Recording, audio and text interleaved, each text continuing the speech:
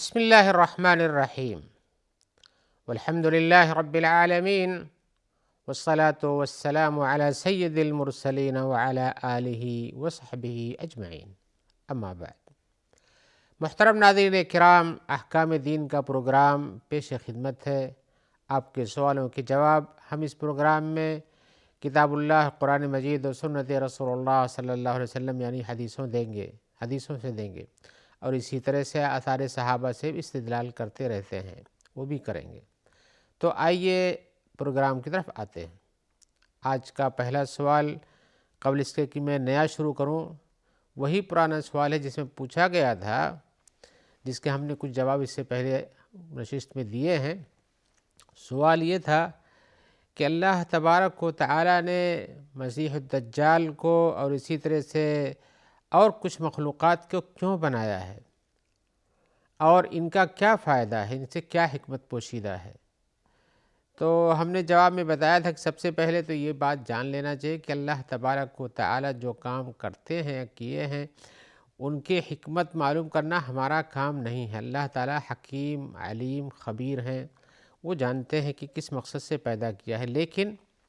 اللہ تبارک و تعالی اپنے بندوں کو کچھ ایسی چیزوں سے آزماتے ہیں جس میں ان کا اچھا ہونا اور برا ہونا ان کے اختیار سے ظاہر ہوتا ہے۔ ان کے سامنے دو راستے ہوتے ہیں، کون سا راستہ اختیار کرتے ہیں، اچھائی کا یا برائی کا راستہ اختیار کرتے ہیں، کس کے کہنے پر چلتے ہیں اور کس کی اتباع کرتے ہیں اور کس کی اطاعت کرتے ہیں۔ یہ سارے مسائل ان سب چیزوں کے پیچھے چھپے ہوتے ہیں۔ تو حقیقت یہ ہے کہ اللہ تعالیٰ نے ان کے پیچھے کفر و ایمان کا ایک سلسلہ جاری کر رکھا ہے، اور بہت سی چیزوں کے پیدائش کے بارے میں ہم جہاں سوچتے ہیں ان کا کچھ فائدہ نہیں ہے، ان کے فوائد سے ہم آگاہ نہیں ہوتے، لیکن ہم سوال کرتے ہیں۔ تو ایسی بہت ساری چیزیں ہیں جن کو اللہ نے بنایا ہے، لیکن ان کی حکمت کیا ہے؟ جیسے کوئی کہے کہ زہر بنانے کی کیا حکمت ہے، زہر سے تو آدمی مر جاتا ہے۔ یا اسی طرح سے کوئی کہے کہ ابلیس اور شیطان کے پیدا کرنے میں کیا حکمت ہے، یہ تو گمراہی کا راستہ ہی دکھاتے ہیں۔ اور اسی طرح سے اور بھی بہت ساری چیزیں جن کے بارے میں آدمی پوچھتا ہے۔ تو جواب میں ہم علامہ ابن القیم کی کتاب ہے جس میں انہوں نے ان ساری چیزوں کا تذکرہ کیا ہے، اور ان مخلوقات کے یا جس سوال اٹھتے ہیں کہ ان کے پیدا کرنے کے پیچھے کیا حکمت اور کیا راز ہے، ان سے استفادہ کرتے ہوئے ہم اس سے کچھ بیان کرنا چاہتے ہیں۔ اولاً تو انہوں نے بیان کیا ہے کہ جو حکمتیں ان چیزوں کے پیچھے پوشیدہ ہیں، ابلیس کی پیدائش میں، مسیح الدجال کے بنانے میں، یا اسی طرح سے زہر ہے، یا اسی طرح سے اور بھاری ساری چیزیں ہوتی ہیں جن کا تذکرہ آپ نے کیا، سنا ابھی، ان کے پیچھے کیا حکمتیں ہیں، تو بتاتے ہیں کہ ان میں سے ایک حکمت تو یہ ہے کہ اللہ تبارک و تعالی اپنے انبیاء اور رسولوں اور اولیاء کے لیے عبادت کے مقام کو اونچا کرنے کا راستہ بناتے ہیں۔ آپ یہ جانتے ہیں کہ ابلیس ہے یا مسیح الدجال ہے یا اس قسم کے اور جو گمراہ لوگ ہیں یا شیطان اور ابلیس کے ساتھیوں میں سے ہیں، ان کا مقصد یہ ہے کہ اچھے کام سے روکیں اور برے کاموں کی طرف لے جائیں۔ اور جب ان کا مقصد یہ ہوتا ہے تو انبیاء اور رسول کے آنے کا ایک مقصد یہ ہے کہ اس لوگوں کو اس سے بچائیں، اور وہ اپنے اس کام کے لیے محنت کرتے ہیں۔ تو اپنی اس محنت کی بنیاد پر اللہ تعالیٰ ان کے درجے کو بڑھاتے ہیں، جبکہ ابلیس اور ان جیسی دیگر مخلوقات، انسانوں کی بات میں کر رہا ہوں، جو اللہ کے راستے سے گمراہ کرتے ہیں، ان کے لیے پریشانی کا ذریعہ بن جاتے ہیں۔ جو اللہ کے نافرمان لوگ ہیں ان کے لیے پریشانی ہوتی ہے۔ تو حقیقت یہ ہے کہ وہ ان کے شر و قید سے بچانے کے لیے انبیاء کا ایک سلسلہ جاری ہے، جس میں انبیاء کے مقام تبلیغ پر پہنچتے ہوئے اس میں جو اجتہاد اور محنت ان کی ہے، اس سے ان کے مقام بلند ہوتے ہیں۔ اور اسی طرح سے یہ ایک حکمت یہ بھی ہو سکتی ہے کہ اللہ تبارک و تعالی نے ابلیس اور جیسی شریر مخلوقات کے جو مقاصد ہیں، ان مقاصد کے بارے میں ان کے انجام جو ہوتے ہیں برے ہوتے ہیں۔ ابلیس نے اللہ تبارک و تعالی کی نافرمانی کی تو راد درگاہ ہو گیا، اس طرح سے اس کے اعوان و انصار کا بھی یہی حال ہوتا ہے۔ تو اس نتیجے کو پہنچنے سے پہلے وہ لوگ جو اللہ سے ڈرتے ہیں وہ اللہ کی اطاعت کرتے ہیں اور عصیان و نافرمانی سے بچتے ہیں، عصیان و نافرمانی سے بچتے ہیں اور اللہ تبارک و تعالیٰ کے لیے اطاعت گزار ہونے کے ساتھ ساتھ لوگوں کو بھی اس برائی سے بچانے کی کوشش کرتے ہیں۔ تو حقیقت یہ ہے کہ جو لوگ ان کے پیچھے چلتے ہیں وہ گمراہ ہو جاتے ہیں، اور جو لوگ ان سے بچتے ہیں اور ان سے اللہ کا خوف رکھتے ہیں تو اللہ کا خوف ان کے دلوں میں بڑھتا جاتا ہے اور اطاعت اور عبودیت کا مقام ان کے اندر اونچا ہوتا جاتا ہے۔ ایسے ہی ایک بات یہ بھی سمجھی جا سکتی ہے کہ جو لوگ اللہ کے فرمان کی مخالفت کرتے ہیں اللہ تبارک و تعالیٰ ان کو دوسروں کے لیے عبرت بنا دیتا ہے، گویا کہ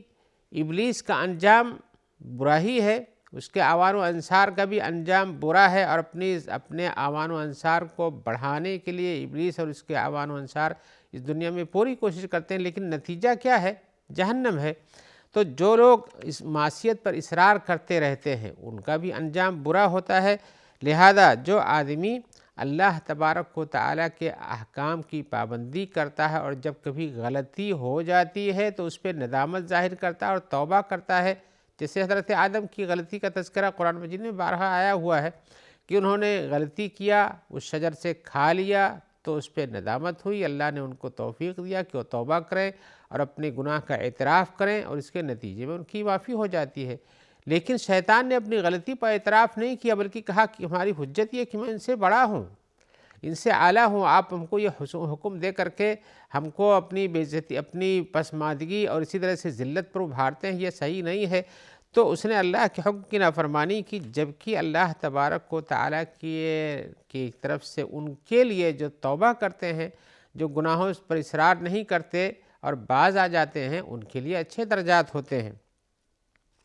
اور اسی طرح سے یہ بھی جاننا چاہیے کہ زمین کے اندر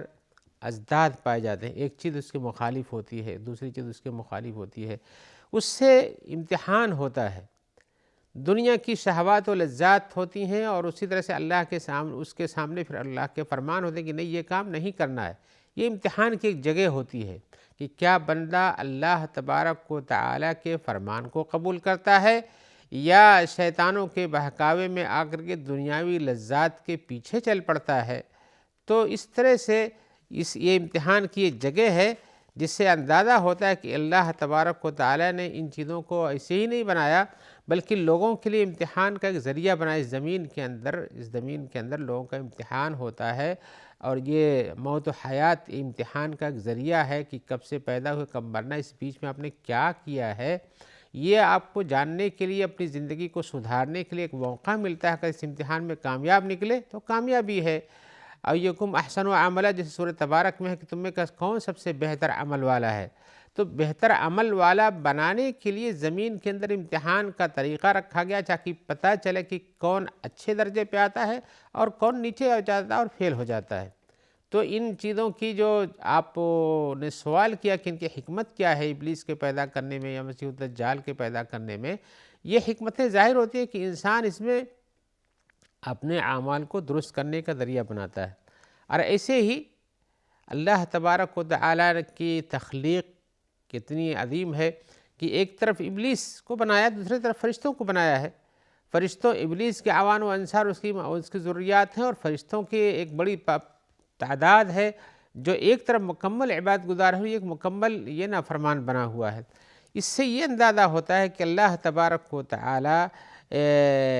ایک طرف اچھی چیزوں کو بنا کے دوسری طرف بری چیزوں کو بنا کر کے، جن کے ذریعے سے دونوں کے اندر امتیاز ہوتا ہے، اس سے پتہ چلتا ہے کہ اس امتیاز کو برقرار رکھنے کے لیے کسی بھی چیز کے مخالف سمت کو بھی دیکھنا ضروری ہے۔ اگر دونوں ہی برابر ہوتے تو مخالف سمت کے ذریعے نہ معلوم کر کے کیسے امتیازی درجہ اور امتیازی پوزیشن حاصل ہوتی ہے۔ ایسے ہی اسی طرح سے اللہ تبارک و تعالیٰ نے جو کچھ بنایا ہے اس میں ہمیں یہ نہیں اختیار ہے کہ ہم سوال کریں کہ اللہ نے اس کو کیوں بنایا ہے اور اس میں اللہ تعالیٰ نے ہمارے گمراہی کا راستہ بنا دیا ہے۔ اللہ نے آپ کو اچھے راستے بھی بتائے ہیں، برے راستے کی بھی پہچان کریں کہ راستے میں جاؤ گے تو گمراہ ہو جاؤ گے۔ لہذا انسان کو اپنے صحیح راستے کو اختیار کرنا چاہیے، اور کبھی یہ نہیں سوچنا کہ اللہ نے اس میں کیوں بنایا اور ہمیں اللہ چاہتے تو اس بات سے روک دیتے۔ ایک حکایت کی جاتی ہے، ایک روایتوں میں آیا ہوا ہے، کچھ بیان کرتے ہیں کہ حضرت عیسیٰ علیہ السلام کے پاس ابلیس آیا تو اس نے کہا کہ تم یہ کہتے ہو کہ جو کچھ تمہیں ہوتا ہے اللہ کی طرف سے مقدر کیا ہوا ہوتا ہے، تو چلو ہمارے ساتھ یہ پہاڑ کی بلندی پر چلو اور وہاں سے گر کے دکھاؤ، اللہ نے موت لکھی ہوگی تو مرو گے، نہیں لکھی ہوگی تو نہیں مرو گے۔ جیسے آج کل بہت سارے لوگ یہی کہہ کے نکل جاتے ہیں کہ اللہ نے لکھا ہوگا تو مریں گے، نہیں لکھا ہوگا تو نہیں مریں گے۔ یہ بات صحیح ہے، اللہ نے لکھا ہوگا تو مریں گے، نہیں لکھا ہوگا تو نہیں مریں گے، لیکن اس سلسلے میں جو حضرت عیسیٰ کا جواب نقل کیا تھا وہ یہ ہے کہ اللہ تعالیٰ اپنے بندوں کو آزماتے ہیں، لیکن بندوں کے لیے یہ نہیں ہے کہ وہ اللہ تعالیٰ کو آزمائیں۔ یہ تو آزمائش کا طریقہ ہو کہ دیکھو ہم آپ کے راستے پہ چلتے ہیں اور ہم جو فطرتاً آپ نے بنایا ہے کہ اوپر سے جو گرے گا وہ مر جائے گا، ہم اس میں آپ کی آزمائش کر کے دیکھنا چاہتے ہیں کہ ہم گرنا چاہتے ہیں، دیکھو آپ بچا پاتے ہو کہ نہیں۔ تو بندی کے لیے نہیں کہ آزمائش کرے اللہ تعالیٰ کی، اللہ تعالیٰ بندوں کو آزماتے ہیں کہ دیکھو تمہیں جو ہم نے راستہ صحیح بتایا اس پر چلو، جس چیز سے روکا ہے، جو فطرتاً جو چیز بنائی ہے اس میں اپنی زندگی کو ڈال کر کے موت اور حیات کا اندازہ اور اس کا امتحان نہ لیا کرو۔ تو یہ جواب بہت سی جگہوں پہ آتا ہے۔ آپ کہتے ہیں کہ ہم اس کو کر لیتے ہیں، اللہ چاہے گا تو ہم رک جائیں گے، اللہ چاہے گا تو یہ ہو جائیں گے، اللہ چاہے گا تو یہ ہو جائیں گے۔ گویا کہ اللہ تعالیٰ کو آپ آزمائش میں ڈال کے امتحان لیتے ہیں کہ اللہ نے چاہا یا نہیں چاہا، تو یہ بندے کا حق نہیں پہنچتا ہے کہ آزمائے۔ اور رہ گئی بات جہاں تک مسیح دجال جس کا آپ نے سوال میں تذکرہ کیا ہے، تو مسیح دجال تو بلا شبہ ایسی ایک آزمائش ہے اس دنیا میں لوگوں کے لیے جس سے بڑی آزمائش شاید نہ آئے۔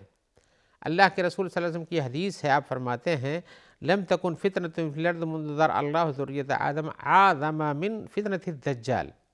جب سے اللہ تبارک و تعالی نے آدم کی ذریت بنائی ہے ان میں سے سب سے بڑا فتنہ جو کچھ ہوگا وہ دجال کا فتنہ ہوگا، اس سے بڑا کوئی فتنہ نہیں ہے۔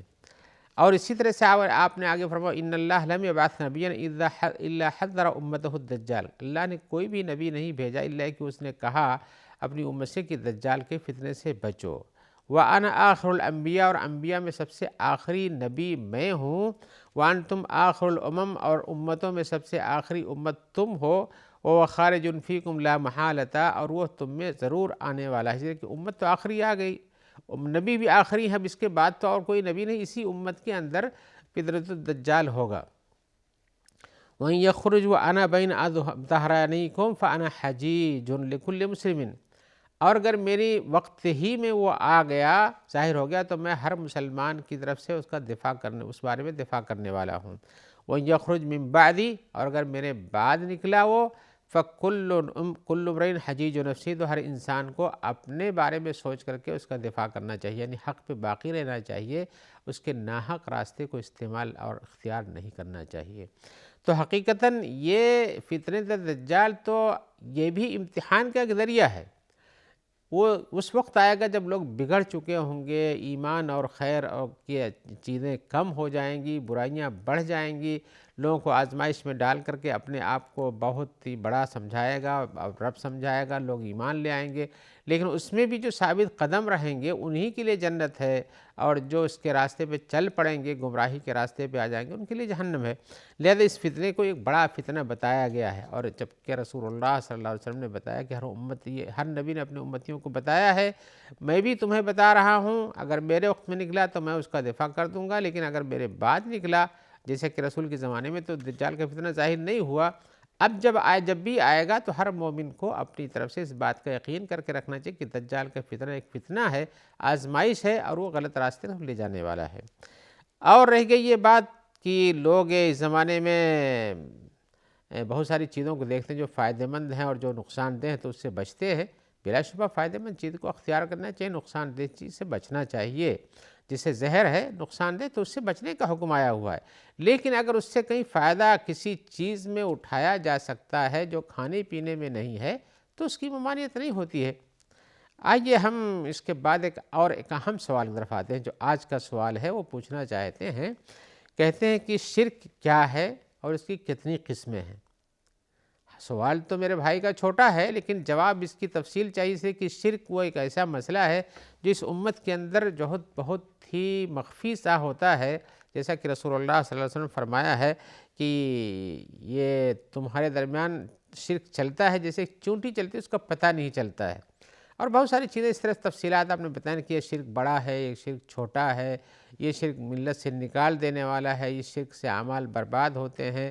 تو ان کی تفصیل میں جانے کے لیے ہم آپ کو بتانا چاہیں گے۔ جیسے انہوں نے پوچھا ہے کہ شرک، ہم نے پڑھا ہے کہ شرک بڑا ہوتا ہے اور شرک چھوٹا ہوتا ہے، تو بڑا شرک اور چھوٹے شرک میں کیا فرق ہے،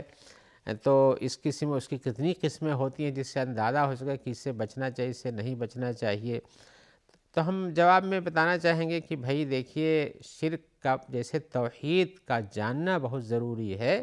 اللہ پر ایمان اور اللہ کی وحدانیت پر ایمان، وحدہ لا شریک لہ جو ہم کہتے ہیں کہ وہ تنہا ہے، ان کا کوئی شریک نہیں ہے، یہیں پر اللہ کی توحید اور شرک کا بیان ہوتا ہے۔ تو جب کوئی شریک نہیں تو کسی بھی قسم کا شریک جو ہے اللہ کے لیے مناسب نہیں ہے۔ تو ہمیں حقیقتاً توحید کو سمجھنے کے لیے اس کے مخالف سمت یعنی شرک کو بھی سمجھنا چاہیے تاکہ حقیقت واضح ہو جائے۔ اور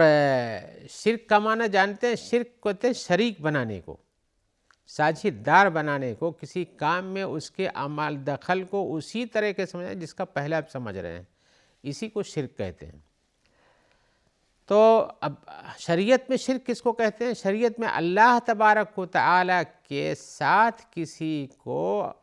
اور شریک کرنا، کہ یہ بھی کرتا ہے، اس سے بھی وہی فائدہ ہوتا ہے جو اللہ سے لو لگانے سے فائدہ ہوتا ہے، یہ شرک ہے۔ ورنہ شرکت کی تو بات ہم دنیا میں کرتے ہیں کہ ایک آدمی اس کا پارٹنر ہے، اس کا کام کرنے والا ہے، اس کے مال میں شریک ہے، اس طرح سے وہ بھی کرتا ہے۔ ایسے بہت سے لوگ ہوتے ہیں جو مل جل کے کام کرتے ہیں، لیکن یہاں شریعت کا شرک مراد ہے، شرعی طور پر شرک جس میں اللہ تبارک و تعالیٰ کے ساتھ یا اس کے کاموں کے ساتھ یا اس کی عبادتوں، اس کے لیے جو عبادتیں کی جاتی ہیں ان میں کسی کو آپ اور بھی مستحق سمجھتے ہوں، یہ شرک ہوتا ہے۔ تو ایسی صورت میں اللہ تبارک و تعالیٰ کا شریک بنانے سے قرآن مجید میں، حدیثوں میں بار بار روکا گیا ہے۔ وحدہ لا شریک لہ، اس کا کوئی شریک نہیں ہے، تو پھر شریک کسی بھی طرح سے آپ کو نہیں بنا سکتے ہیں۔ اور ایسے ہی یہ بھی جان لیجئے کہ شرک کرنے والا انسان یہ جنت میں نہیں جاتا بلکہ جہنمی ہوتا ہے۔ اللہ تعالیٰ نے فرمایا ہے کہ ہر چیز کو، ہر گناہ کو ہم معاف کر سکتے ہیں، لیکن شرک اس کو معاف نہیں کر سکتے ہیں۔ حدیث میں آیا من مات وهو يدعو من دون اللہ ندا دخل النار، وہ آدمی جو اللہ کا کوئی شریک و ساجھیدار سمجھتا ہے زمین میں تو وہ جہنم میں جائے گا۔ تو شرک کس طرح سے بہت ساری قسمیں ہیں، قسموں میں یہ بتا دوں، تفصیل یہ ہے کہ شرک کچھ ایسے ہیں، شرک کا چونکہ اس کے درجات بھی بہت ہوتے ہیں، جیسے توحید میں ایمان کے درجات ہوتے ہیں، ایمان مومن کتنے درجے تک مومن ہوتا ہے، کتنے درجے تک کے پختہ ایمان ہوتا ہے، اسے شرک میں بھی درجات ہوتے ہیں۔ ایک شرک ہوتا ہے جو ایمان اسلام سے نکال دیتا ہے، وہ آدمی مومن نہیں رہ جاتا ہے، ملت سے جو نکال دے، ملت اسلامیہ سے، وہ شرک بہت بڑا شرک ہوتا ہے۔ اور کچھ ہوتا ہے جو ملت اسلامیہ سے نکالتا نہیں، لیکن اس کے کام یہ بڑے بڑے گناہ ہوتے ہیں جن کی بنیاد پر اس کا ایمان متزلزل ہو جاتا ہے۔ تو شرک جو ہے بڑا ہوتا ہے اور چھوٹا ہو، جیسا کہ آپ نے کہا شرک بڑا کیا ہوتا ہے، جو ایسے کسی کام میں آپ کسی کو شریک کریں جو صرف اللہ کے لیے خاص ہوتا ہے، جیسے اللہ کا رب ہونا، آپ کسی اور کو رب سمجھیں کہ وہ بھی پالنہار ہے جیسے اللہ تعالیٰ ہیں، یا کہ اللہ تعالیٰ معبود ہیں اور یہ بھی اسی طرح عبادت کے لائق ہے، یا کہ اللہ تعالیٰ رحمان ہیں، رحیم ہیں، کریم ہیں، مالک یوم الدین ہیں، اس میں آپ کہیں کہ وہ بھی ویسے ہوتا ہے، یہ سب بڑا شرک ہے جس میں انسان کے لیے معافی نہیں ہوتی ہے۔ اور بقیہ تفصیل ہم انشاءاللہ مزید کسی حلقے میں پیش کریں گے۔ ہم یہیں سے اجازت چاہتے ہیں اور دعا کرتے ہیں کہ اللہ تعالیٰ خیر سے رکھے آپ کو، ہم کو اور سارے بھائیوں کو۔ السلام علیکم ورحمۃ اللہ وبرکاتہ۔